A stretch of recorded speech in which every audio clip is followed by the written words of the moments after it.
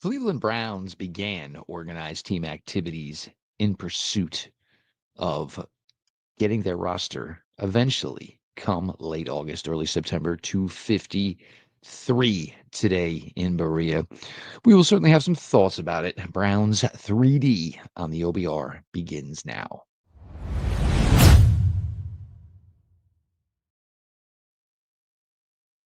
Welcome back, my friends, to the show that never ends, your daily delivery of all things Dog Pound. Browns 3D on the OBR streaming network. Your host, Jeff Lloyd. We appreciate all of you for coming out for in support of the OBR daily, coming out reading all the fantastic written content from our staff of writers, joining us every evening at 6 o'clock here at the OBR streaming network, beginning with Browns 3D, several other shows to certainly entertain you and maybe sometimes annoy you throughout the week, Monday through Friday. Of course, make sure you subscribe to the OBR on YouTube. And of course, make sure you subscribe to the OBR over on Twitch. Your big Cleveland Browns news of the day.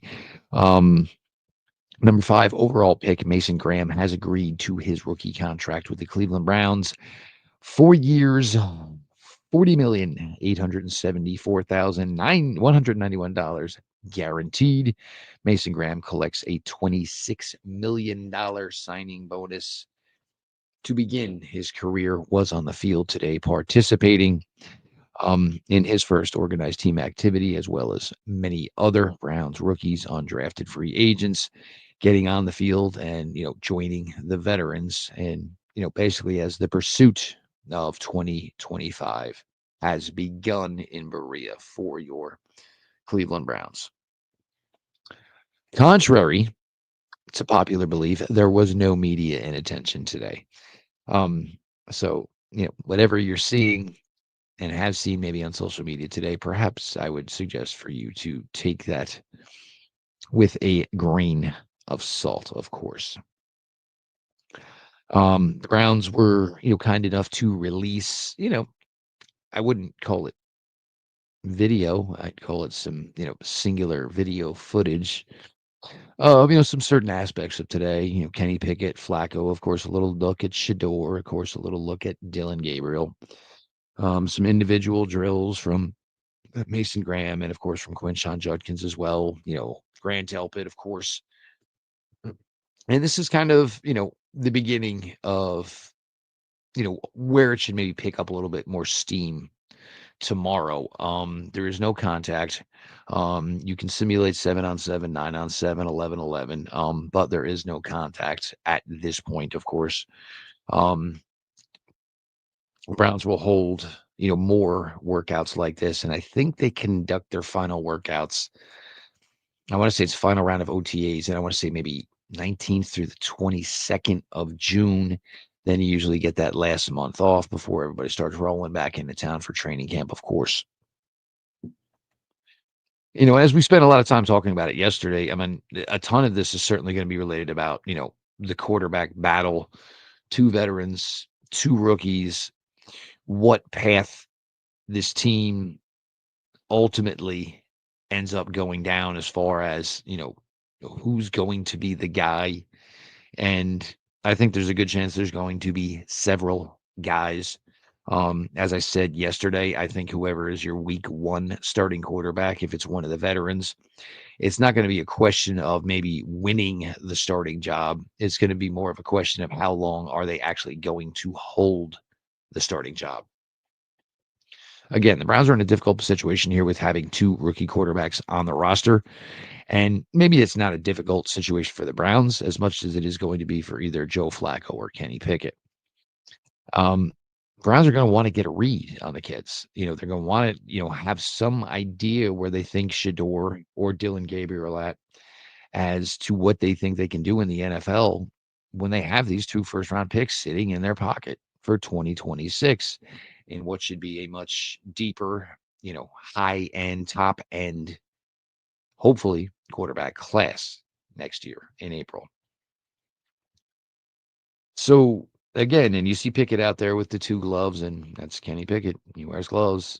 He's got the issue with the joints in his thumbs And once the ball gets into his hand is actually bigger because the joint actually hops in. I'm sure you guys have all seen the videos, of course. Rare condition, but look, Kenny Pickett succeeded at University of Pittsburgh, was off to a nice start with the Pittsburgh Steelers. So it's not that big of a, question about whether or not he can do it. And, does this, weird, I don't even know what to call it, ailment, whatever, the thing is with his joints, with his thumbs, it doesn't appear to be something that certainly, has affected him at any point yet. So certainly not a concern. There were a couple of responses yesterday. Again, I didn't tell you I think Kenny Pickett should be the starting quarterback for the Cleveland Browns. What I told you is I think that Kenny Pickett will be the starting quarterback for the Cleveland Browns. Again, I would go 1 and 2. I mean, I can understand the scenario for the other two scenarios for me personally. I can understand the scenario of saying, well, we know Joe Flacco has played well within the Kevin Stefanski offense. Granted, Amari is no longer here. Um, Joe Flacco wasn't playing with Nick Chubb, so that's not that big of an issue. Um, but now, of course, it is Jerry Jeudy.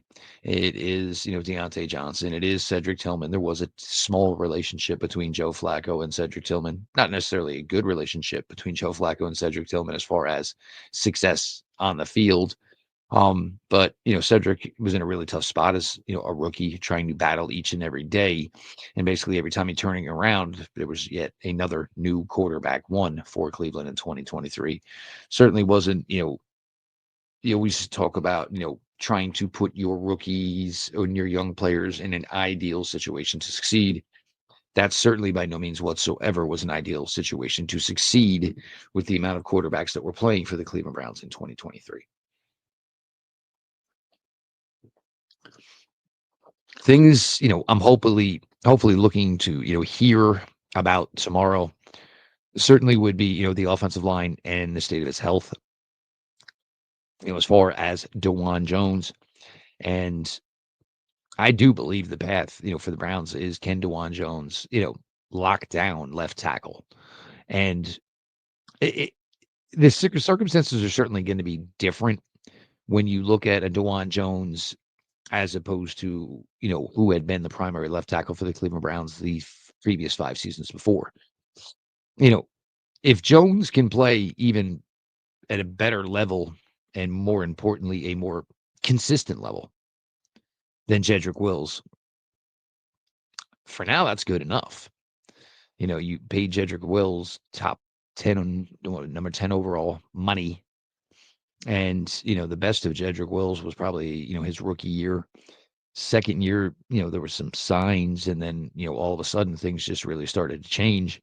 And with Jedrick Wills not even being on an NFL team right now, I think that kind of tells everybody what exactly the issues might have been with Jedrick Wills. And I'm not saying, took the money and ran, but took the money and ran kind of thing. If you want me to say it, there I said it.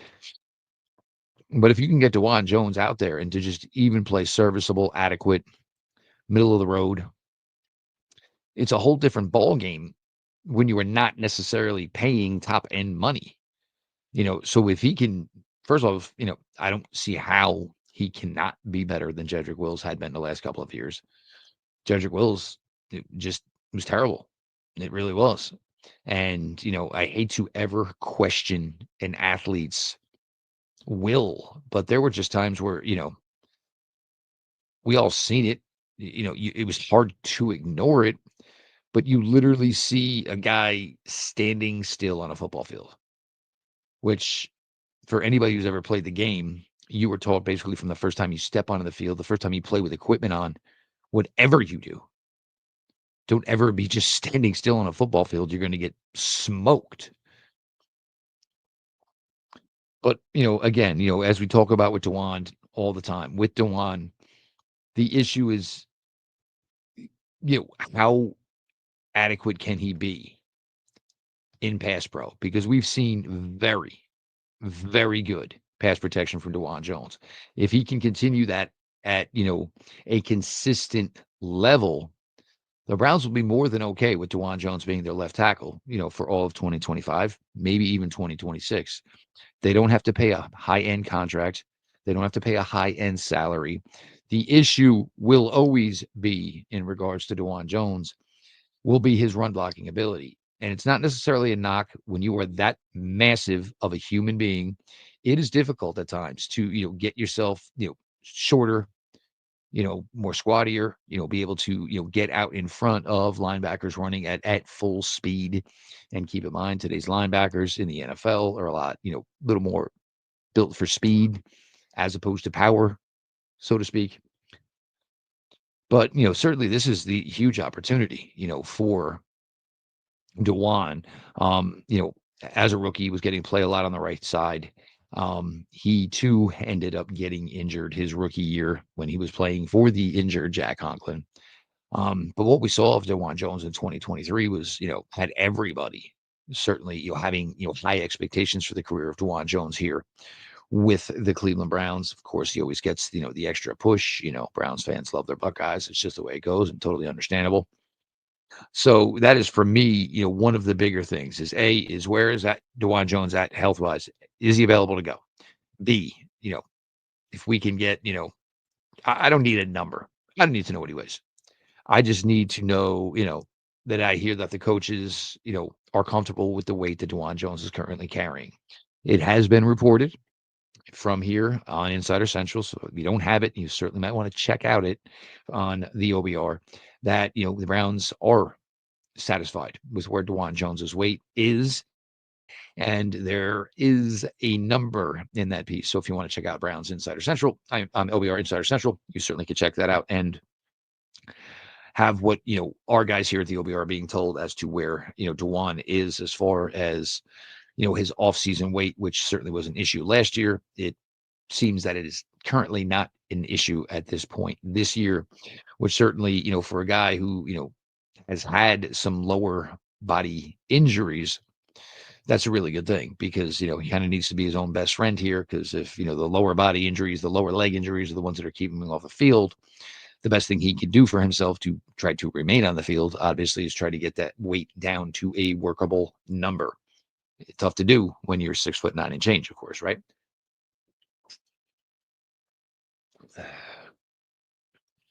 Now, with this new backfield, and it still seems weird, that we are this late, into the off season, already beginning OTAs, and wrapping your head around the fact that it seems pretty obvious that Nick Chubb is no longer a part of the Cleveland Browns franchise. It does seem, and this is the part that probably gives me a little more concern about Nick Chubb is that Nick Chubb is not with any NFL franchise at this point. You know, no ill will in any way whatsoever. Nick was an absolute warrior for his franchise, an absolute stud performer. A guy that once he finally got his opportunity, just became one of the NFL's top running backs in the entire league. And this was after a disastrous injury at his time at Georgia. And unfortunately, 2023 ending with yet another disastrous injury. With Ford here, with the drafting of Quinshon Judkins, with the drafting of Dylan Sampson, it's again quite obvious, and the writing is on the wall that this franchise, as far as running the football, is now going to be in the hands of Jerome Ford, of course, Quinshon Judkins, and Dylan Sampson. All three different, certainly. Jerome Ford, at times has been a good kick returner for the Cleveland Browns. We have certainly, seen at times the former the former high school wide receiver that Jerome Ford was. We have seen that type of performance in his receiving ability. A couple seasons ago, it was the Titans on the hitch and go where he caught the touchdown pass. Then, of course, that Thursday night game against the Jets where, Joe got the little rollout, kind of dumped it through a little traffic to Jerome Ford, who then kind of just raced like a kid at a picnic and found his way to the end zone, of course. And, we've seen Jerome be, a solid, just runner of the football at times. The long touchdown run a couple of years ago against the Colts in Indianapolis. If you remember, that was a game where Deshaun started through a couple of picks and the Browns just yanked him off the field because he was getting beat around and throwing the ball to the opposition. And Browns wanted that game. And the only way to get that game, unfortunately, at that time was to get Deshaun Watson off the field, which leads us to, Judkins and Sampson. I think, as far as just maybe pure running talent, and I think Judkins, if we're talking Judkins compared to um, Dylan Sampson, there's probably or just a little more physical, power to Quinshon Judkins' game. Um, I've said before, I think he kind of goes, looking for and thrives off of contact. Not necessarily the recipe you would like to give running backs, but it's certainly something that works, of course, for Quinshon Judkins. And, the receiving ability, and it's always tough with this because just a lot of college systems, a lot of college offenses, usually, if you're going to throw the ball, you just kind of take your top back off the field. And, with Judkins, certainly there was, a lot of reps where he was off the field anyway, because there was obviously Travion Henderson. So there was ample time to get both of them, the amount of rest they needed. Henderson was certainly a superb pass pro prospect in this year's draft class. So he kind of got more of those reps. He kind of got more of those opportunities than necessarily Quinshon Judkins did. So for Quinshon, that is going to be something that's going to have to be, heavily focused on, heavily, worked on. And this is one thing that, I'm kind of interested in. Is going to see, where the growth can come and, what type of weapon in the passing game can Quinshon Judkins ultimately become.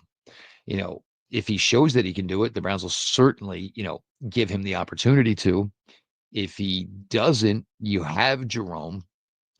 Maybe you would work Sampson a little bit more into that end of it as maybe the receiving aspect as opposed to the pass pro aspect, because Sampson just got a little bit more just a little bit more. And again, I don't want to make it sound any way that Quinshon Judkins is not athletic, because he's extremely athletic. But Dylan Sampson kind of has it all in a little bit more of a smaller, compact package. Sampson, from watching him last year, and knowing his size of 5'8" and change, around 200 and change, is one of the more successful short yardage, short area backs I can remember being at this size. Knows very, very well how to almost hide himself, camouflage himself between, behind his own line, through the hole. There were lot of runs on film from Tennessee last year where you kind of didn't really know where Sampson was. You knew Sampson got the ball. You watched him go into the fray, and the next thing you know, there was Dylan Sampson coming out the other end, and exploding away from the competition. Certainly was the SEC Offensive Player of the Year.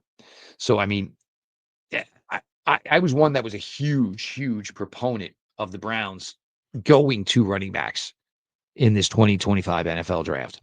And it was always going to be interesting if you proposed the plan of going to running backs. A, when would you take the running backs? Because overall, the running backs slid.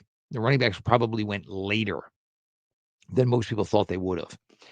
And, what kind of combination were you going to put together if you were going, in fact, to double dip at the running back position in the 2025 NFL draft class? I think the combination, based on what you saw on tape at Ohio State, certainly at Tennessee, for Judkins, for Sampson, you really put together what should be a nice duo. Now, the one thing I think that could be huge for both would be certainly, the maturation, the improvement, the becoming more comfortable, becoming more established within the receiving game. And that certainly can happen. One of the reasons I think it can and will happen And, you got to find a way to get these guys with a little success early and feel good about themselves within this role as running backs in the Kevin Stefanski offense is screen game. And look, we know Coach Stefanski loves his screen game. He will throw them to anybody at any time. And, it's a great way to kind of get the feet wet and get the, learning process and the comfortability, under the belt of two rookie running backs. So again, for me, I think the Judkins and I think the Sampson pairing has all the potential in the world.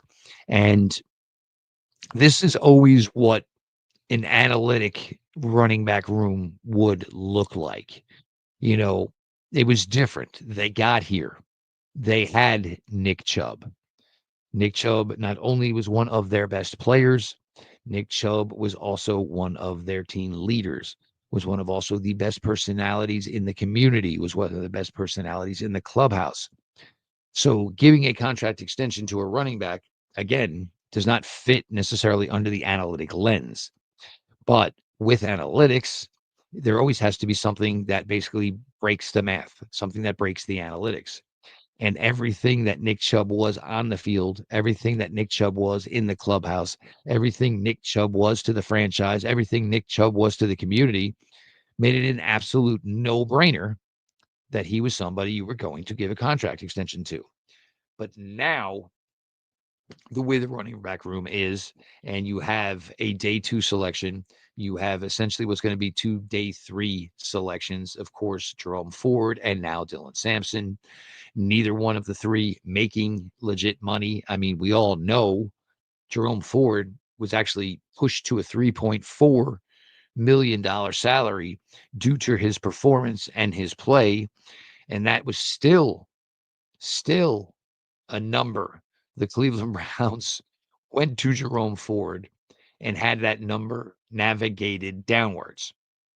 Legit, but this is ideally what your analytic running back room looks like. So now you have Ford, who is in a contract year, most likely will be his last year, certainly with the Cleveland Browns, because if he balls out, the Browns have no interest in meeting his number.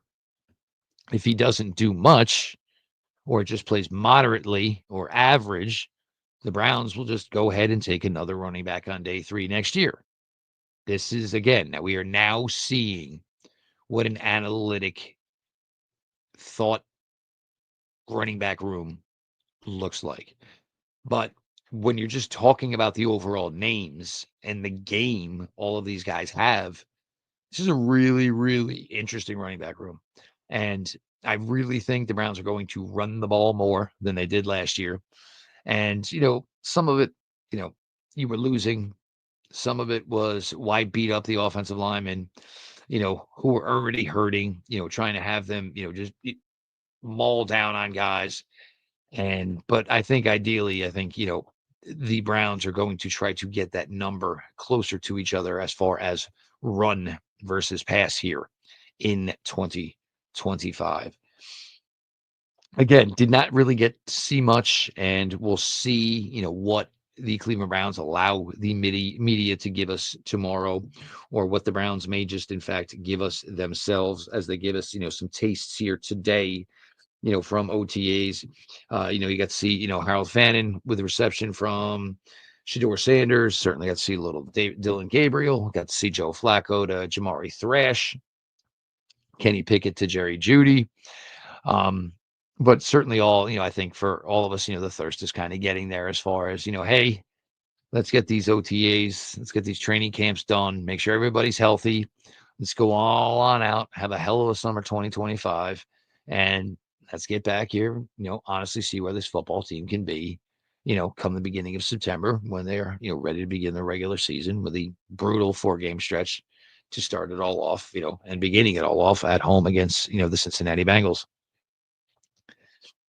Mason Graham, there was, a little still video of him, basically, just doing a little drill work. And again, Mason Graham, you go back and you watch some of this Michigan tape, and he didn't test. The only thing you got from Mason Graham through the draft process was basically his bench press numbers. They weren't wowing. They weren't. But you look at certainly, the film and you look at, you see the leverage. You guys, as many of you are Ohio State fans, you all witnessed, the 2023 and 2024 game where Mason Graham was just an absolute dominant guy on the interior. Um, I think when he gets the opportunity to just basically let his foot speed and athleticism take over after he creates separation, in trying to, maneuver pass rush, you see he can close quickly. And he's a guy, that doesn't have to be, super athletic because he's basically just, basically one smack and gone past the interior guy blocking him. And then basically is just running to the spot where the quarterback is at. And, that's probably why I think Mason Graham's game is pretty easily translatable into the NFL. And it helps that when you're watching the film, there's basically NFL guys all around so that you can see that Mason tries to get to his spot and you understand if he gets to his spot as to where the quarterback's supposed to be and the quarterback's getting off of his spot, the quarterback is either rolling right into somebody else's pressure or he's rolling left into somebody else's pressure. So, I think what you see that Mason Graham succeeds with on film from Michigan is something that should, again, probably translate pretty easy. I'm not saying he's going to be a dominant player from week one. I'm not going to say he's going to be a dominant player, month one, month two. But there's a lot to see certainly on the tape from Michigan. And with the resume he put together as to how the Browns felt truly comfortable out of moving out of that number 2 for overall selection and basically taking Mason Graham with the number 5 overall selection, then of course adding a boatload more of assets as well. Um, Again, I think for me, Carson Schlesinger, could be essentially the more vital player as a rookie, just because, if Schlesinger can go in and kind of give you what some things of that you lost with JOK having to sit out this year, it's basically like you're going to win twice, because the rookie was good, but also the rookie was good enough to cover up for one of the most important players on your defense. And, there's no question, that Jeremiah has been that in, certainly 2023 and, shortly into 2024, before the injury. And now, the finality of knowing that Jeremiah Usukoroma will not be part, certainly, of this 2025 run with the Cleveland Browns. Now, yes, the Browns did have OTAs today. And again, there was some fun being played on social media. Um, take it as you will. If you don't have any interest in it, then don't read it. I mean, or don't comment it, or certainly don't quote tweet it. You know, again, I don't care. And if some folks want to have a little fun and that's what you do to pass your time, knock yourselves the hell out. But as far as business picking up, that'll certainly be tomorrow. I am kind of curious as to who is going to be in Berea tomorrow. Not so much local media, but are we going to get some of these national folks who seemed important to attend Brown's rookie minicamp? Are they going to find it important to come back now for Brown's OTAs? Um, that's kind of where one thing that I'm interested in is just how big is the crowd going to be, of course, because the local media, which you all know well, um, their reporting isn't maybe always coincide with what I think the masses want, which is why I do appreciate when you do have national media there, because they come in with not necessarily an agenda but they're just straight telling you what they are seeing. So it's always when the Browns have had these runs where national media have been showing up, certainly the Odell Times and things like that, you were getting just basically straight up, opinions of what they saw, not, and again, we know how it goes sometimes with the local media, but when you get that national media in there, I kind of prefer that insight because again, they come in here with no strings attached and they're just basically, again, giving you, the information as they see it. And it's certainly a lot more refreshing and some of the things we've all had to go through in the past. We again continue to appreciate everybody, for all the support over here. Whether it's reading all the written content on the OBR daily from the fantastic group of writers, or joining us here every evening on the Brown OBR streaming network, starting at 6 p.m. with Brown's 3D, hosted by myself, Jeff Lloyd. Today being Tuesday, buckle up. You will get Brad Ward and Pete Smith on the React. Probably one of the most popular shows here on the network. So make sure you're sticking around for that. Make sure you subscribe to the OBR on YouTube. Make sure you subscribe to the OBR over on Twitch. This has been your daily delivery of all things Dog Pound. Browns 3D on the OBR, and we will talk to y'all tomorrow.